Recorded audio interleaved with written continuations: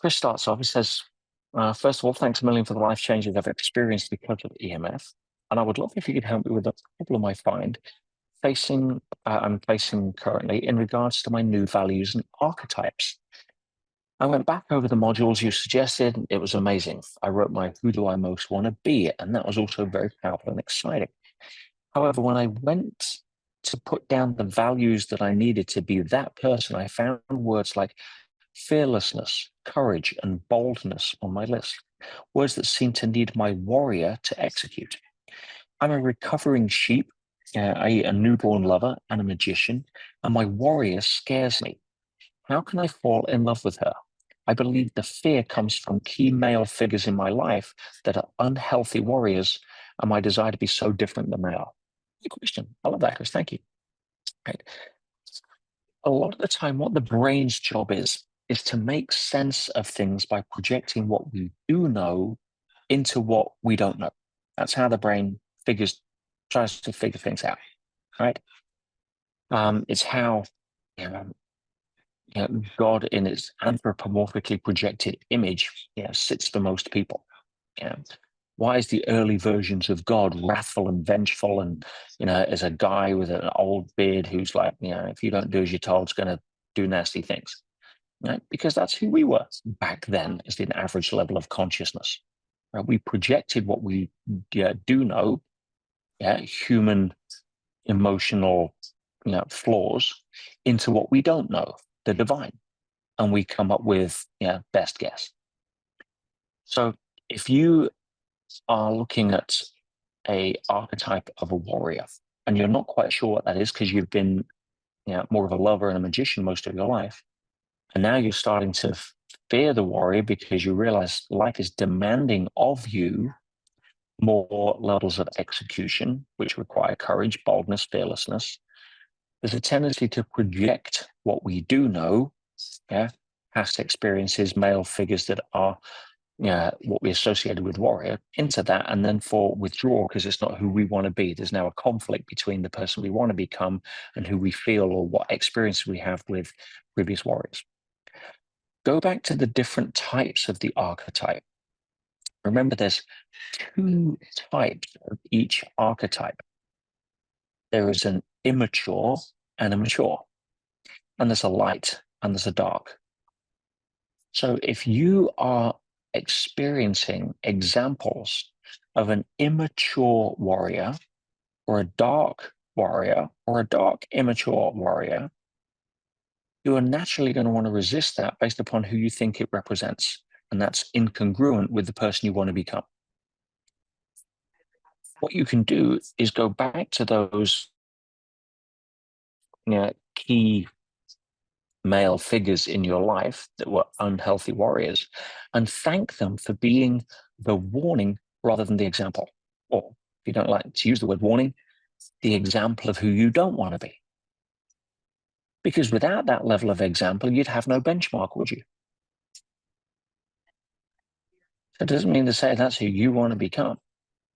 So if you look at it through a mature and the light aspect, the warrior that you want to fall in love with here is the expression of the strength of the feminine. Guys, have you ever had your woman in her feminine where there's a time you don't want to mess? Right?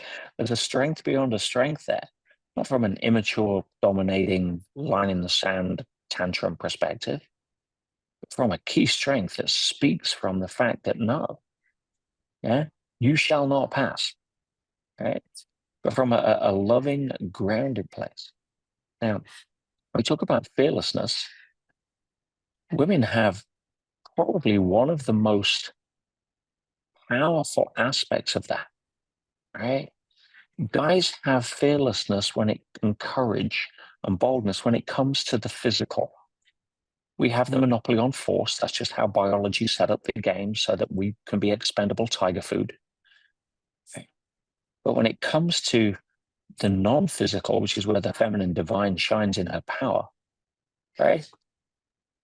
Guys would absolutely crap themselves if they had to go through childbirth. Think about that, right? You talk about fearlessness, right? No. We'd rather face 100 tigers. rather than go through something like that. Yeah.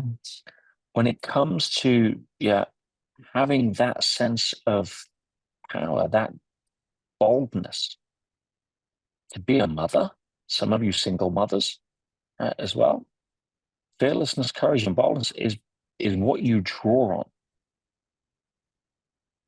There's no comparison to immature masculine warrior energy on that. Right? So, how do you fall in love? Yeah, with the warrior part of you, you essentially allow the beauty of that to shine. Yeah. Who do you want to be as that warrior queen for your daughter? As an example.